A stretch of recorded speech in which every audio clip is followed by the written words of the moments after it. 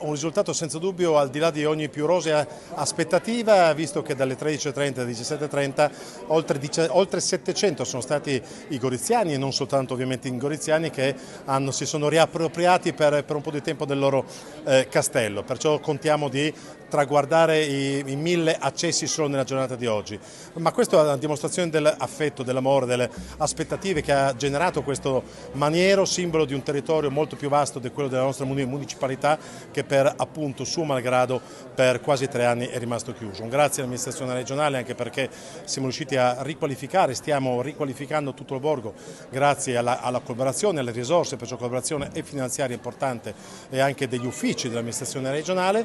Ecco la ragione per cui ringrazio in particolar modo l'assessore, il vicepresidente della giunta regionale, assessore alla cultura, che nel castello penso si troverà a suo agio.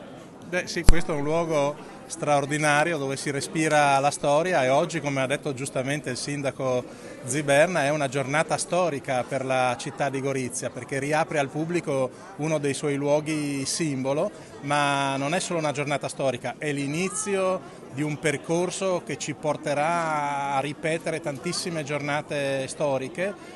Gorizia e Nuova Gorica nel 25 saranno capitale europea della cultura. Per sfruttare al meglio questa grande opportunità bisogna lavorare fianco a fianco, noi lo stiamo facendo, lo faremo ancora, e quindi ad maiora. Ci portano più speranza, più fiducia, uno sguardo che finalmente si alza verso il futuro. Per ricominciare con la tua attività, con la tua professione, per allargare i tuoi orizzonti, ricomincia con noi. Contatta il nostro ufficio pubblicità. È il momento giusto per ripartire insieme. Chiamaci ai nostri contatti